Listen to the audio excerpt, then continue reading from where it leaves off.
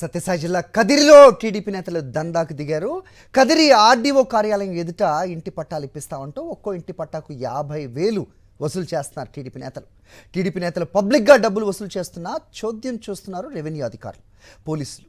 TDP నేతలు డబ్బులు తీసుకుంటున్న వీడియో సోషల్ మీడియాలో వైరల్గా మారింది. కరెస్పాండెంట్ శివారెడ్డితో మాట్లాడదాం. శివారెడ్డి, చెప్పండి. సో ఇంటి పట్టాకు ఒక్కోదానికి 50,000 అంటూ కౌంటర్ తెరిచిన టీడీపీ నేతల దందా విజువల్స్ మనం చూస్తున్నాం. సో ఏంటి ఏం చేస్తున్నారు పోలీసులు కానీ అధికారులు కానీ యంత్రాంగం? అప్డేట్స్ ఏంటి?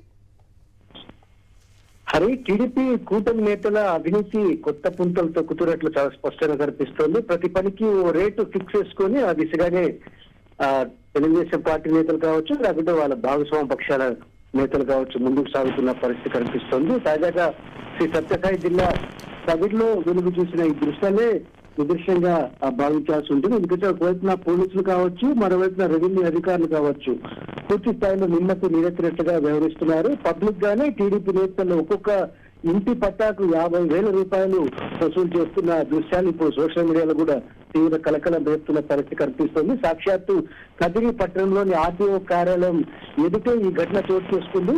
వాస్తవానికి 2007లోనే సుమారుగా 8 ఎకరాల స్థలంలో 300 మందికి పేదలకు పట్టాలు ఇచ్చారు. అయితే వారంతా ఇల్లు కట్టుకోలేదన్న ఏకైక కారణంతో ఇప్పుడు ఆ పట్టాలను రద్దు చేస్తున్నాం, కొత్త వారికి పట్టాలు ఇస్తున్నామని భ్రమ పెట్టి మాయ చేసి టీడీపీ నేతలు స్టార్ట్ చేస్తున్న పరిస్థితి కనిపిస్తోంది. ఒక్కొక్కరి నుంచి 50,000 రూపాయలు పేదల నుంచి వసూలు చేస్తున్న పరిస్థితి కనిపిస్తోంది.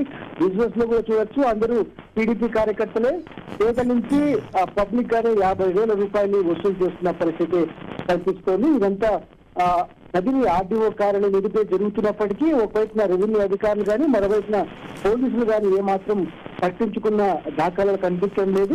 కొందరు రహస్యంగా వీడియోస్ తీసి దీన్ని సోషల్ మీడియాలో వైరల్ చేస్తున్న పరిస్థితి కనిపిస్తుంది. ఇప్పటికైనా ఉన్నతాధికారులు మేలుకుంటారో లేదో వేచి చూడాల్సిన పరిస్థితి స్పష్టంగా కనిపిస్తోంది. Hari, all right.